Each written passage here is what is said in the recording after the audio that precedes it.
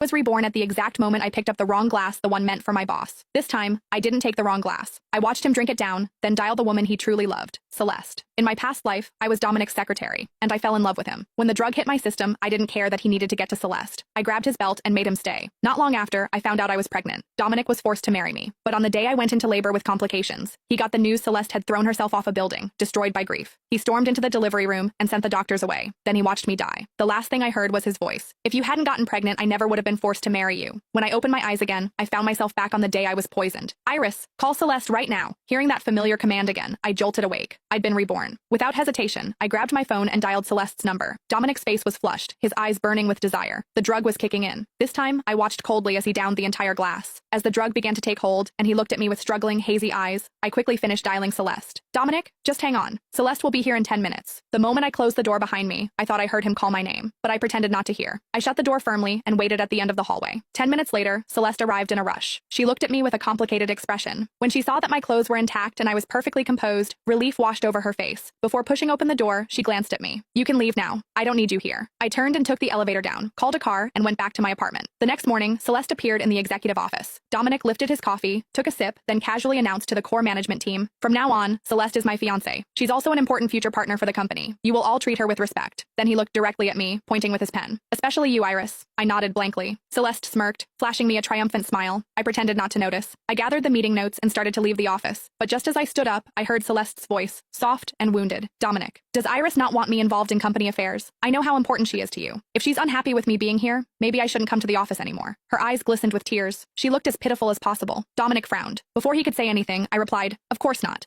But if you're not satisfied with me, I'll make sure to stay out of your sight from now on." Without waiting for Dominic's reaction, I walked straight back to my office. Half an hour later, my office door swung open, and there he was, Dominic, staring at me with dark, stormy eyes. Instinctively, I wanted to close the door. I didn't want to deal with him, but Dominic blocked it with his arm, frowning as he looked at me. "Are you avoiding me? Why?" He leaned in closer, studying my face. "Are you upset? Because of Celeste?" I quickly shook my head. "No, I'm happy for you. You and Celeste finally get to be together." His eyes flickered with something unreadable. He seemed dissatisfied with my answer. "Is that the truth? Or are you just being passive-aggressive?" Then he scoffed. "Iris, don't tell me you still haven't gotten over me. 3 years ago at the company party, you kissed me when you were drunk. You think I didn't notice? The smartest thing you ever did was never confess. Because if you had, I would have laughed in your face. Laughed at how pathetic and delusional you are." He chuckled to himself, then walked over to my desk and yanked open the bottom drawer. He grabbed a thick stack of printed journal pages and scattered them across the floor, stepping on them. He leaned down close to my ear, his voice low. "I came here to tell you something. Yesterday, when I drank that wine, I saw the look in your eyes. You wanted to be the one to help me, didn't you? Thank God you didn't. Because if you had, I would have been disgusted for the rest of my life. You're not worth it." My heart clenched painfully. Even though I decided not to love him in this life, hearing those cruel words still hurt. After warning me to stay away from him and